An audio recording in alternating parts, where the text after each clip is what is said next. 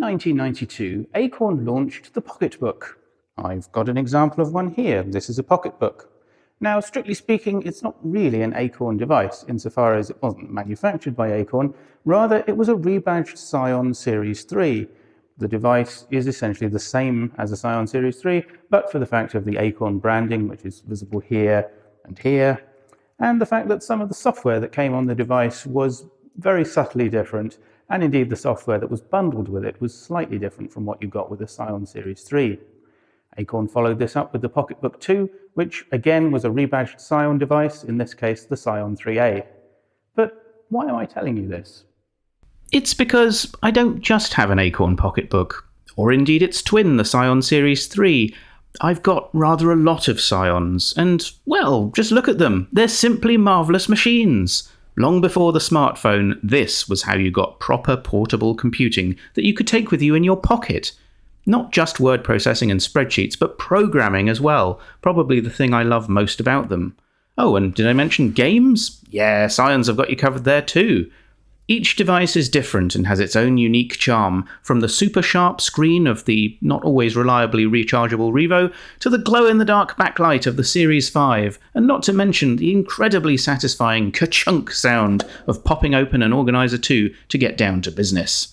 Psions aren't without their challenges though, chief among them the fatal hinge. Oh, and if you want to transfer files onto your main computer, yeah, you're going to need some kit for that. Quite a bit of kit, and possibly an EEPROM eraser if you want to reuse your Organizer data packs. But that's okay, because data packs are cool. What's more, you can look stylish with your Psion by carrying it around in one of the many leather case options available. Portable computing has never looked this good, before or since. And that, in a nutshell, is why I think Psions deserve a bit of YouTube love, because they're brilliant. Yes, so I hope that you'll join me on this journey through Psion devices. Rest assured, this is still very much an Acorn dedicated channel, and I think I've demonstrated that there is at least a tenuous link between Acorn and Psions.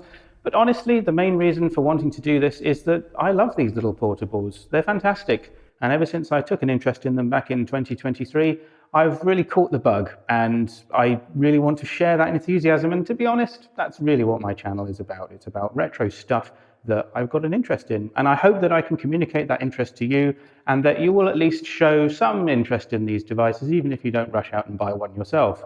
I will warn you, of course, if you do decide to go and get hold of one, they tend to multiply, as you've probably already seen from my collection. And I've still got my eye on a few more that I'd like to get hold of. They're a little bit like Pokemon in that regard.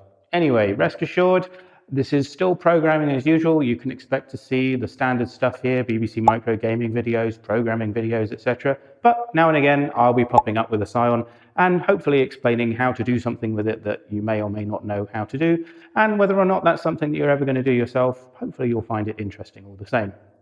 But for the time being, I'm going to call it here, and perhaps the next video that comes up on this channel will indeed be something Psion related. I just need to decide exactly what I want to do first. But until then, I'm going to leave it here and say goodbye.